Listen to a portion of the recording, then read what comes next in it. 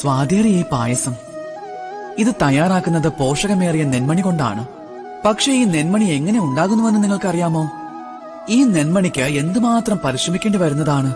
ഏറ്റവും ആദ്യം ഇതിന് ജലത്തിൽ മുങ്ങി നിൽക്കേണ്ടി വരുന്നു. അതിനുശേഷം സൂര്യന്റെ തീക്ഷ്ണമായ താപം മുഴുവനും സഹിക്കേണ്ടി വരുന്നതാണ്.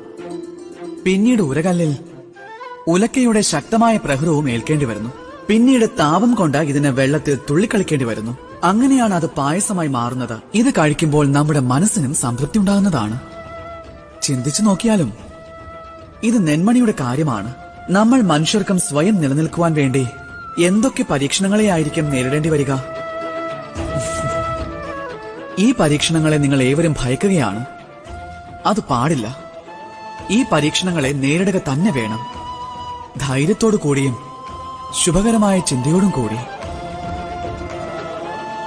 ഈ വൈഷമ്യവും ഈ പരിശ്രമവും ഈ വെല്ലുവിളിയും നിങ്ങളുടെ എല്ലാ സൃഷ്ടികളിലും നിങ്ങളെ ഏറ്റവും അധികം സഹായിക്കുന്ന ഒന്നായിരിക്കും. രാധേ രാധേ.